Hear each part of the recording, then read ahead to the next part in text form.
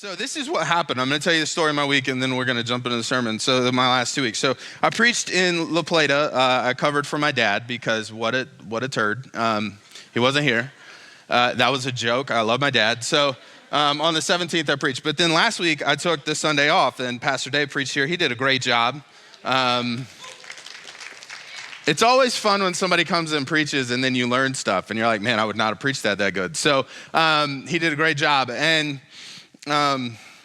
he could have wore bigger pants, but he did a great job.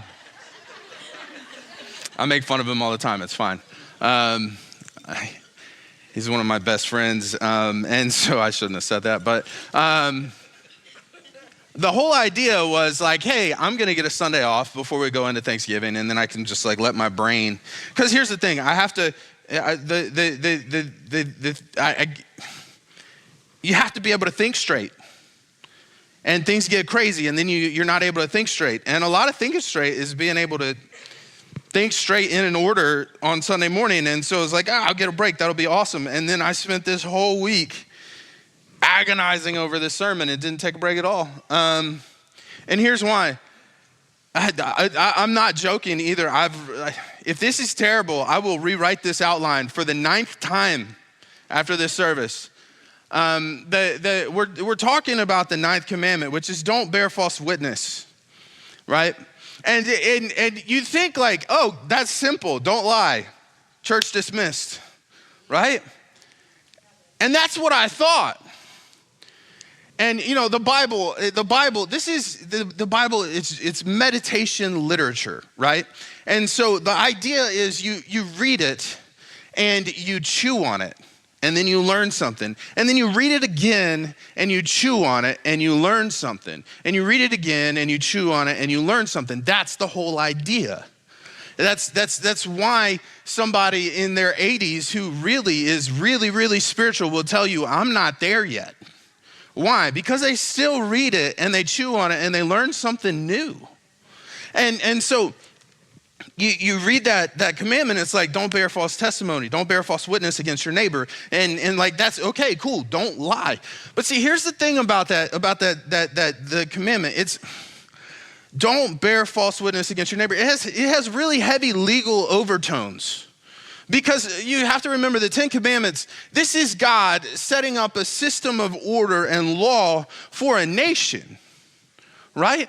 And so then you go, okay, so maybe it's not just don't lie, because really this has to do with what you do in court. So then maybe it's at least don't lie when it matters to all of us. But then that leaves you with this question: can I lie when it doesn't matter? Right? Maybe some of you aren't as devious in your mind as I am. Yeah, but like, does a fib matter? You know, did you eat that cookie? That's the other story of my week. My wife made my favorite cookies. And one night she was like, are you coming to bed? I was like, no, I'm going to watch TV. We'll call that a fib. I did watch TV, but that's not why I stayed up. The next night she's like, are you going to come to bed? I'm like, no, I'm going to watch TV. And she goes, you mean you're going to eat some cookies? I said, leave me alone. Right? Like, well,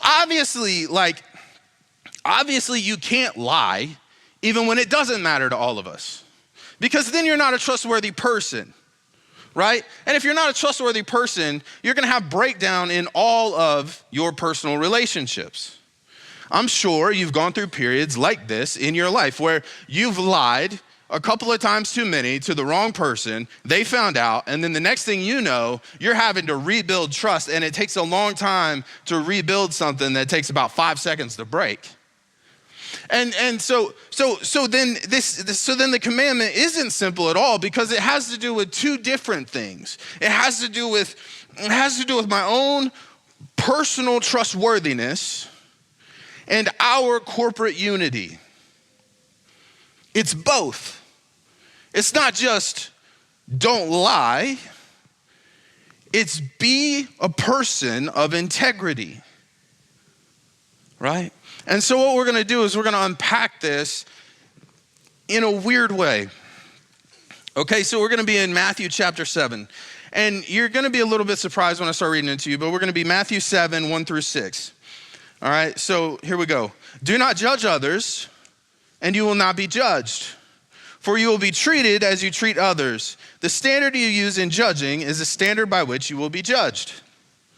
And why worry about the speck in your friend's eye when you have a log in your own? How can you think of saying to your friend, let me help you get rid of that speck in your eye, when you can't see past the log in your own eye? Hypocrite. First get rid of the log in your own eye, and then you'll see well enough to deal with the speck in your friend's eye. Don't waste what is holy on people who are unholy. Don't throw your pearls to pigs. They will trample the pearls and then attack you. What a weird turn for Jesus to make at the end of that. Don't throw your pearls to pigs. What does that have to do with anything? Anyway, okay, so what does judging have to do with lying, and how do we sort through all of this, right? So here's the deal. When it comes down to it, lying is way more complicated than we think it is on the surface. Truth is way more complicated than we think it is on the surface. And what's happened to us in our day and age is that we've conflated facts with the truth. And so when someone says something that is unfactual, we think that they have lied, right? But then also when someone says something that's unfactual, sometimes we let it slide. Like some of y'all voted for Donald Trump, and every crowd he's ever stood in front of is the biggest crowd in history. Well, we let that one slide, right? Did I get too personal for y'all? I think it's hilarious. He'll be like, that was the biggest crowd ever, huge, right? It's like, okay, dude, whatever, right? And so like that's the thing. Is like sometimes we let it slide, sometimes we don't. So like, how do we unpack this, right? And then like, facts don't make the truth. The promise of modernity and the promise of the Enlightenment was that we could learn the facts, and that through the facts, we could then orient ourselves in the world on something concrete. Facts. That was the promise of the Enlightenment. As we understand the world and our understanding of science grows and our understanding of the world grows, we'll know more facts. The more facts we know, we will then know everything about the world, and we can stand on concrete. We don't need these foundational myths anymore. We don't need any of this other stuff anymore. And that's the way that we grew up. That's the way that we learned, that the facts lead us to the truth. Here's the problem. The facts in and of themselves don't tell you the truth. And we thought that we were on our way. We thought that it was going to work. And then something really weird happened. It's called the internet. And through the internet, all of a sudden, we have access to all the facts ever discovered. And then there's too many facts to orient yourself correctly. Right? Because you can find contradictory facts. Hello, we just got out of an election cycle. That was the whole last 3 months, is contradictory facts. If the facts contradict themselves, then what's true? So then the facts can't lead me to the truth. I need something to orient myself so that I can order the facts. I need something to orient myself so that I can order the facts and then discover what's true. Turns out humanity hasn't changed all that much. Turns out we orient ourselves in the world through a story and not through the facts. Turns out we're completely untethered to reality when all we think we need is facts. You need a foundational story that will then help you take all the facts that the world has and put them in order. Does this make sense? And then ultimately, what ends up happening as you walk through the world is you develop stories for people as you go. Somebody will be like, well, why aren't you friends anymore? You don't tell them a lineup of facts. You tell them the story. Why don't you like that person? You tell them a story. And what does that story lead you to? Well, it leads you to some facts, but ultimately it leads you to the feeling that caused you to sever the relationship. So we find the truth through the foundational story, the big T truth, which is found here, right? And we orient ourselves in the world through the story of God, and then we filter what is true and what's not through this. And that allows us to order the facts in the correct order, and that allows us to come to what is true. Does this make sense? Y'all good? Look, when you preach, you really want to be 2 steps ahead. That's the goal, is to be 2 steps ahead so that you can bring people on the journey. Y'all are like right here with me right now. So I'm sorry. It's just where I'm at. So then if really what it comes down to is that the truth, what is true, and by true, what I mean by what is true, I don't mean what is factually true. I mean what is true, like what it is that aims up towards God and hits at the center. True. If that's found in the stories we tell, how do we ensure that the story is true? How do we keep ourselves oriented properly? Well, that comes, and ultimately that's the thing, right? Don't bear false witness against your neighbor. In other words, don't misrepresent them for your own advantage, and don't misrepresent them so that they look worse. Tell the story so that it is true. That means I have to keep my heart in check, because at the end of the day, this is what happens. My emotions start to dictate how I tell the story, and then I will tell a story that's completely untrue. And you've all been there. You've all been there. Usually it's like, well, the most obvious is gonna be a sibling or a spouse, right? And it's like, oh, the spouse one is like, right? Because like, you know they love you, but then they say something that's just a little bit off, and you start telling yourself this story. They don't even want me here. Dude, they don't even want me here. I don't even belong here. I shouldn't be here. I don't even know why we're doing this. What the heck? And then all of a sudden, the person that you love most in this world and that is at your side most often has now become your enemy. Why? Because you've told a story that is a lie, and your emotions have led you there. Now, in your heart, you've borne false witness against your spouse. So how do we make sure that the story is true? That will then preserve our own integrity and preserve the unity within our community. That rhymed, and that was very awkward. I don't like it when it rhymes like that. I feel like it's Schoolhouse Rock all of a sudden. Well, the answer to that is found in how you judge people. We hear this, the first 2 verses here, it gets thrown back at you. When you have standards as a Christian, you go, well, that's wrong. And then somebody will turn to you and be like, judge not lest you be judged. And it's like, they think that's like, people think that that's like, just like the trump card. That's the ace of spades. Boom. Now you can't say anything to me. That's not what Jesus is saying at all. He's not saying don't make judgments about people. You have to listen to the second verse. Do not judge others, and you will not be judged, for you will be treated as you treat others. The standard you use in judging is the standard by which you will be judged. This is 2 truths in one. First of all, if you walk around as a judgmental jerk, people will be judgmental jerks back to you. Why? Because they're gonna give it right back. They're tired of putting up with your crap, and so they're not going to. We all know this person. This is the person that walks around and is constantly in a fight. They argue with the manager at the 7-Eleven like that person's gonna do anything about it. And then they turn around and yell at you, and you're like, I don't want anything to do with you, right? We all know this person. But it's also another truth. God will judge you in the same way you judge others. That's a much scarier truth, right? So the first thing is not don't judge people, don't make judgments, don't have morals, don't have standards. That's not what Jesus is saying. What Jesus is saying is very simple. Don't be a cynic. When it comes to interacting with other people, when it comes to how you interface with other people, when it comes to the stories you tell about other people, don't be a cynic.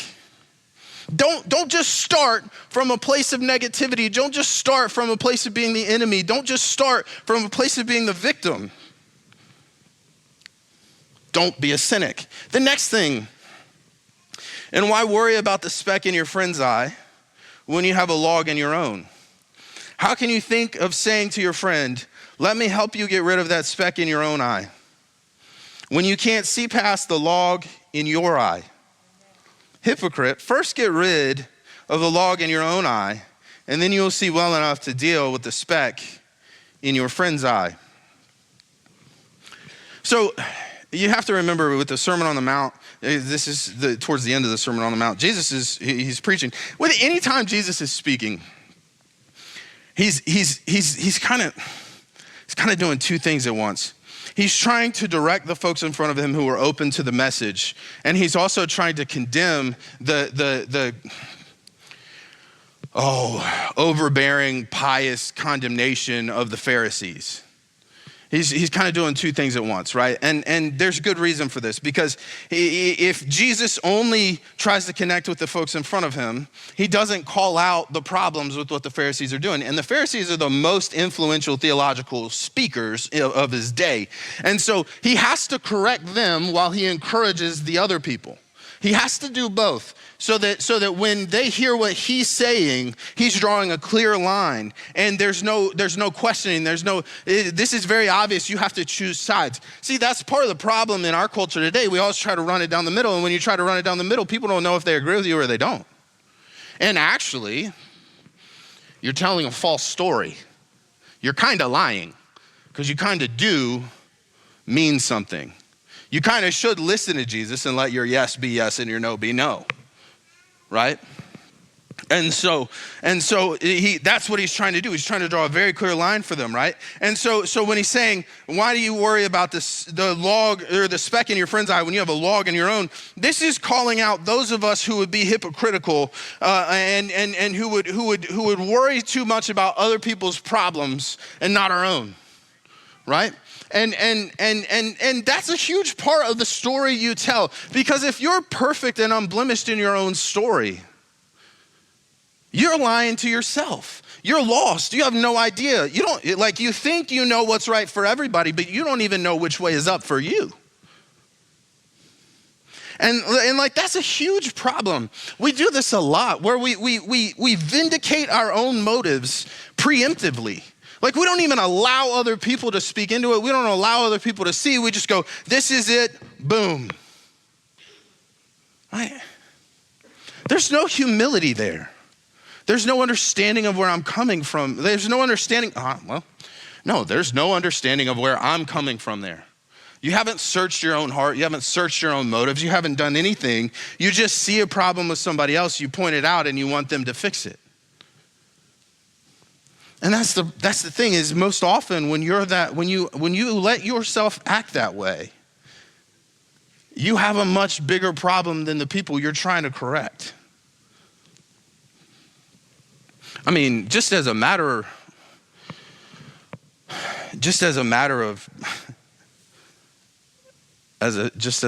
practice, you should look into your own behavior first.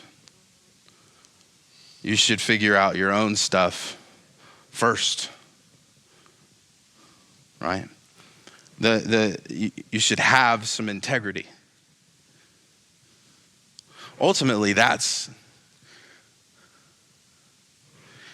what integrity is. It's the alignment of God in me, my heart, and my actions. So I try to keep my heart aligned with God, and then I try to keep my hands aligned with my heart. That's a person of integrity. That's somebody who does something that's somebody who does something that's true. That's somebody that's trustworthy. When a person of integrity comes up to you and goes, hey, I've noticed this. First of all, they're not going to walk up to you and be like, hey, you idiot. Do you realize what a horrible person you know what I mean?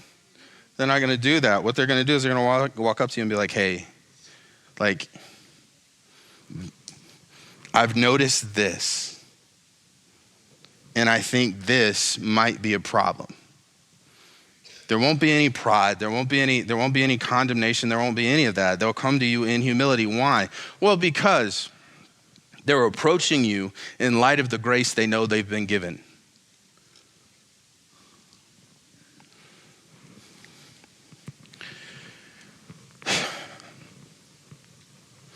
So have some integrity. Jesus says that, he says, the standard you judge with will be the standard you're judged with. And then he says, pay attention to your own behavior, right?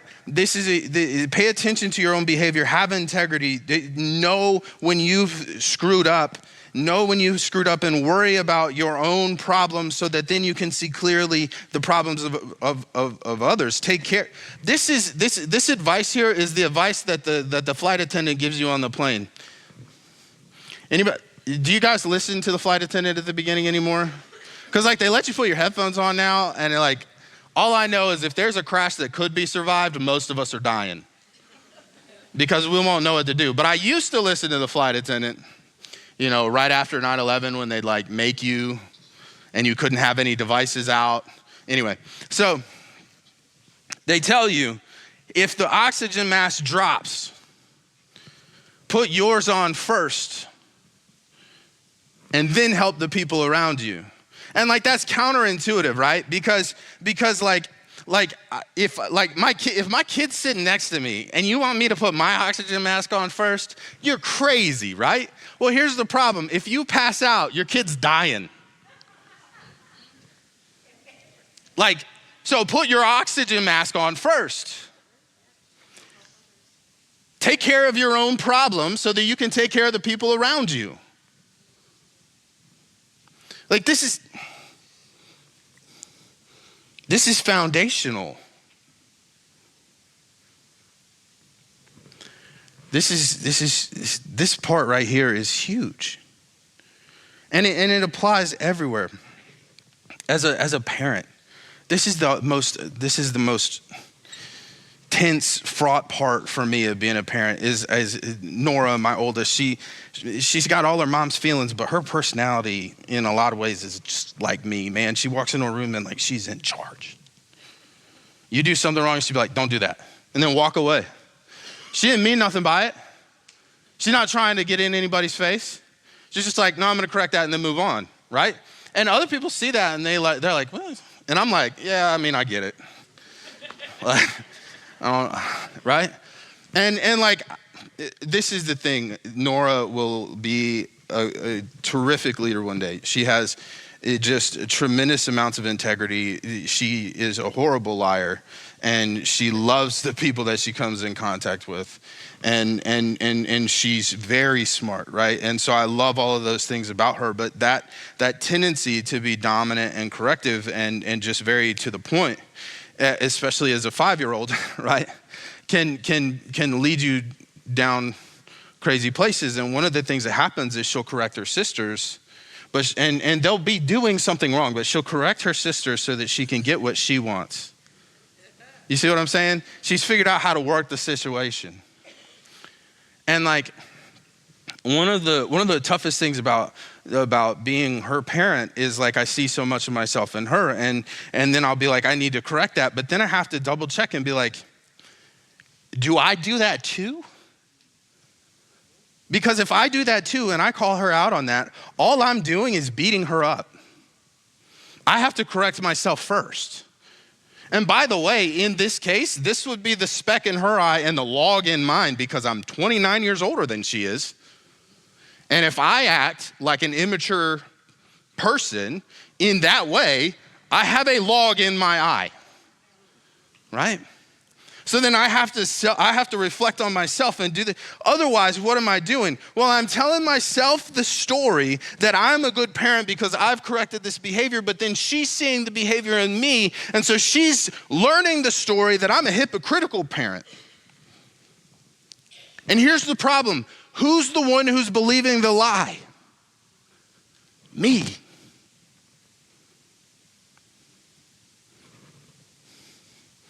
And then on top of that, here's the problem. Here's the other problem, is I've now made myself a liar, and my wife and I, we operate as a team. And so when she's like, your daddy's a good daddy, he's a good man. Well, now I've made my wife a liar too.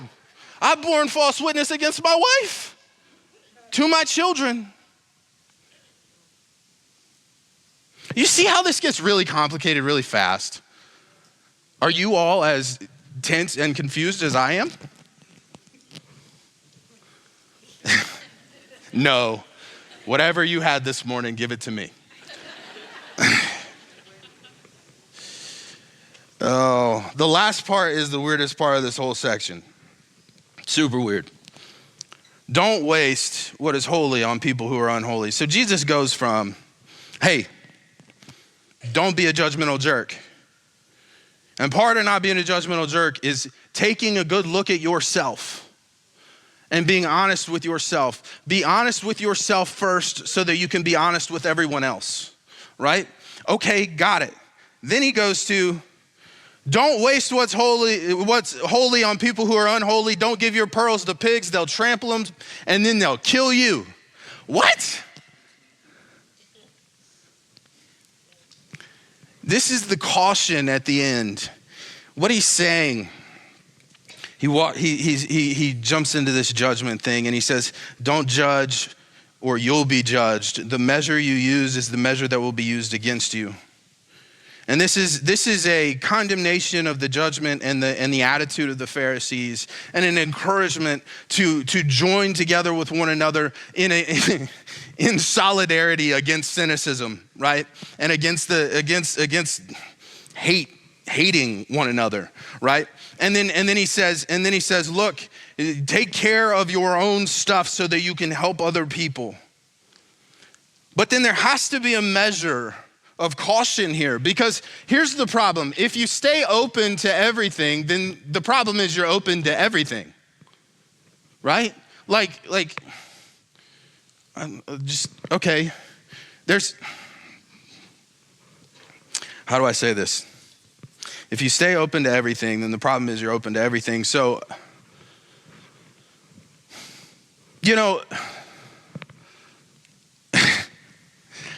I'm just going to use the example. I just don't want to sound like a jerk. That's all. I know what I want to say. I just don't want to sound like a jerk. So I'm not a jerk. Please don't judge me. When you shop, you know what? Let's do this. When you go out to eat, right? You go out to eat. You go to McDonald's. Like, let's just say you're going to go to a McDonald's, right? McDonald's is literally open to everything and everyone. Like, there might have been a mouse in your fries. You don't know. I mean, just honestly, right? I'm going to get sued by McDonald's now. They're open 24 hours a day, or at least their drive-thru is, a lot of them. Like, they do breakfast all day. If you do breakfast all day, like, there's a problem.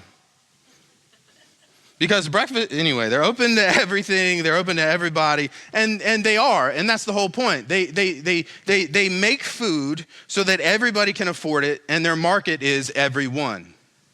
Right? And the problem with that is it's always dirty and the food's not that good. The problem is not the people you'll encounter in a McDonald's. The problem is you sit down and you put your hand on the table and you might not be able to get it off. The problem is the ice cream machine never works. Well, they're open to everyone and everybody, and so they make all their money by appealing to everybody. The problem with being open like that is that, well, you're not very discerning when it comes to the quality of the food. You're not very discerning when it comes to the nutrition of the food. You're not very discerning when it comes to the cleanliness of the atmosphere. You're not very discerning at all, right? But then, like, you walk into a Ruth's Chris, they are not open to everybody. Like, you have to wear certain clothes. You have to have a certain amount of money. Right? And you sit down and they treat you like you're a king. The steak is under-seasoned. I've only been once. It was for my birthday. The steak is under-seasoned. But other than that, here's the thing. There's a high level of discernment here. I'm just saying. This is a $100 steak and they didn't put enough salt on it. The cheapest ingredient. There's a high level of discernment here. And so you have good food, you have good quality of food, you have a good atmosphere. You don't want your heart to be like a McDonald's. Like, you don't want it to be open to everything. You don't want it to be dirty. You don't want it to be malnourished. You want your heart to be more discerning. And so what Jesus is saying is, look, don't be a cynic. Don't be a jerk. Have some integrity. But remember, your heart belongs to God, and it should not be open to everyone and everything. So also have some discernment. And when something is wrong, call it wrong and walk away.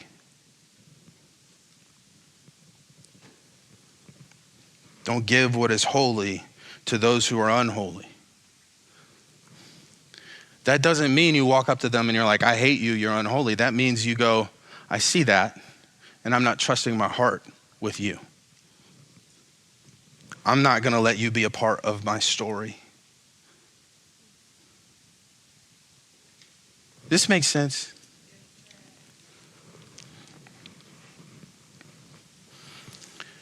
So be discerning. Don't be a cynic. Have some integrity. But don't throw discernment out the window. Ultimately, I love when we have these sermons. I like to camp on one and be like, that's our problem. Ultimately, all three of these things are our problem. As a culture, all three of these things are our problem. Our culture is supposed to be non-judgmental, but somehow in our non-judgment, we are the most judgmental jerks in the world. Like, just not nice at all to anybody other than people who agree with us. That's crazy. Like I had a conversation with Amanda it's an ongoing conversation. She likes kind of hippie-ish places because she's a vegan, okay? And at her core, she is this, like at her core, she's opposites internally because she's the most conservative person I know. But she also has this free spirit and she just wants to draw things and she wants the world to be flowers and rainbows, but it's not. And she knows that, and there's this dichotomy in her. And so when we go out to places that she chooses, it's always these hippie places. And I looked at her the last time we did it, and I said, I hate going to these places. And she was like, why? And I was like, because these people, if they knew what I believed and knew what I stood for, they'd hate me.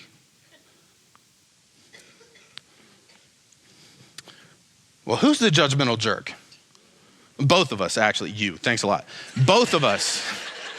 Both of us. Because I think I'm probably right?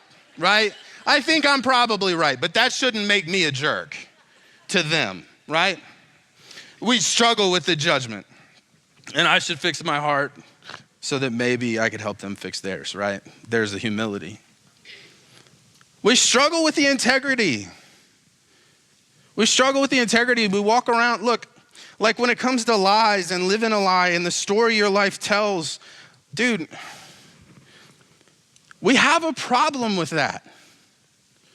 There's so much of our lives that can be hidden or we try to hide in trivial ways and in untrivial ways, right? And like the trivial ones, like,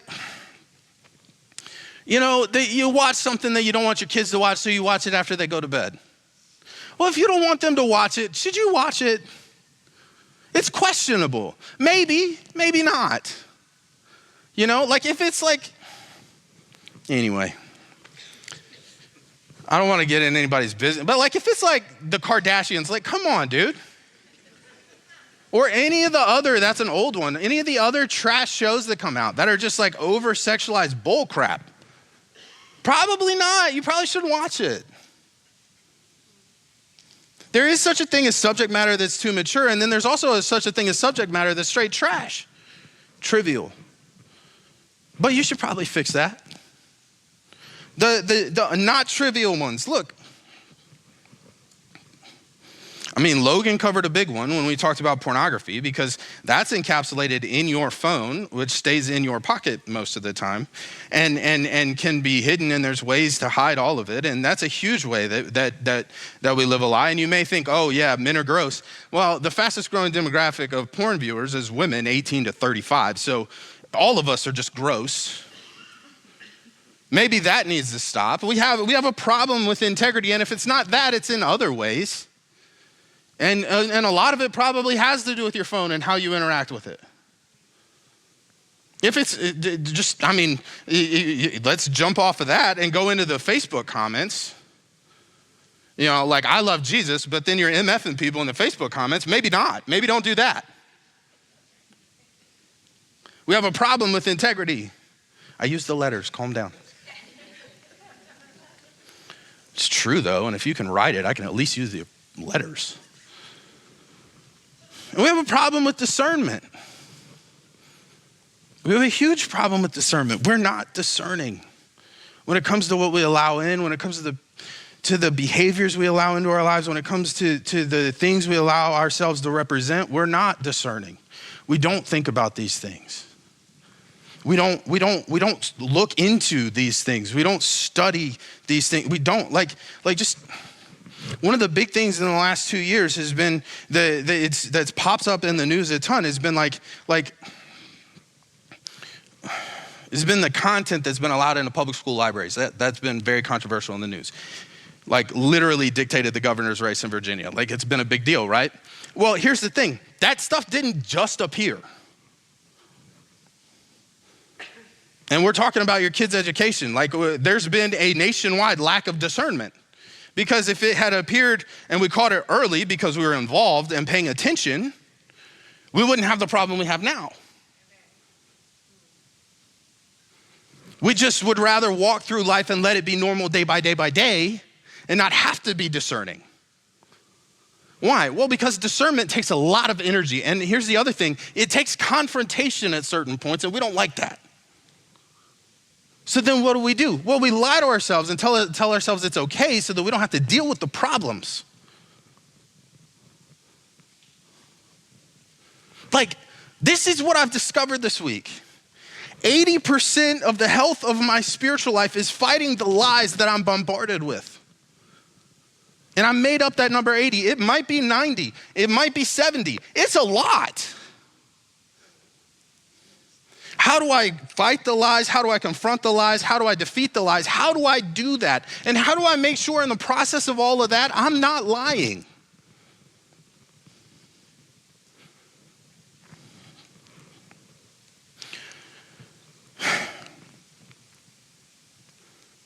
Jesus in Matthew chapter 5, this was the other passage I was kicking around using for this. Jesus in Matthew chapter 5, he talks about vows, making vows. He says, you've heard that it was said, you must not break your vows. You must carry out the vows you make to the Lord. But I say, don't make vows at all, right? And the admonition to carry out your vows that you make to the Lord is to not take on the Lord's name in vain. It's actually about the other commandment. Don't use the Lord's name in vain. Don't vow to that by God that you will do something and don't do it. That would be taking his name in vain. But Jesus says, don't make vows at all.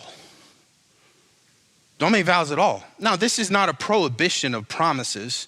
This is don't try to convince people of the truthfulness of you, your character, and your claim by emphasizing it with your speech.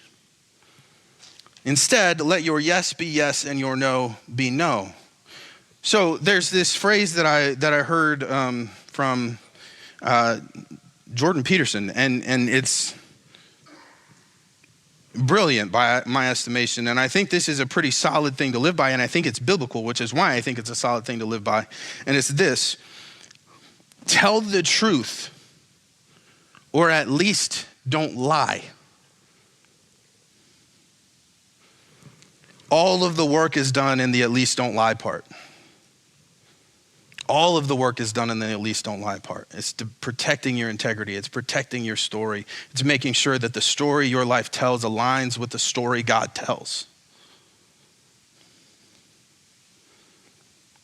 Don't let your life lie for you. Don't let your mouth lie. And if you don't have something true to say, just don't lie. Don't say anything. And if you don't know what you're going to do is true in its aim, right? True in that it aims towards God and aims at the center of the mark. If you don't know that the aim of what you're going to do is true, don't do it at all.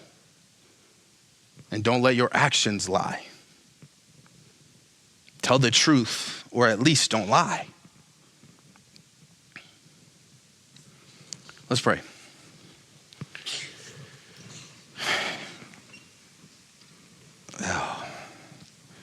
God,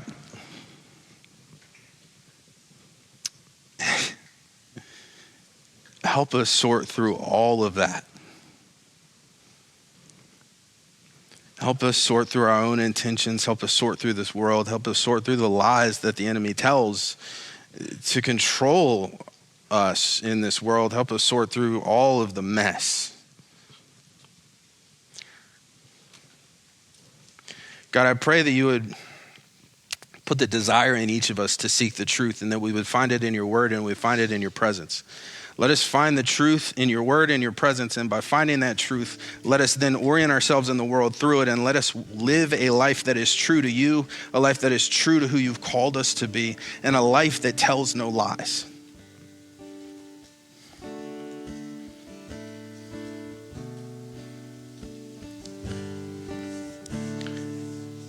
Let us represent you well. And God, give us the energy to pour over all of that endlessly.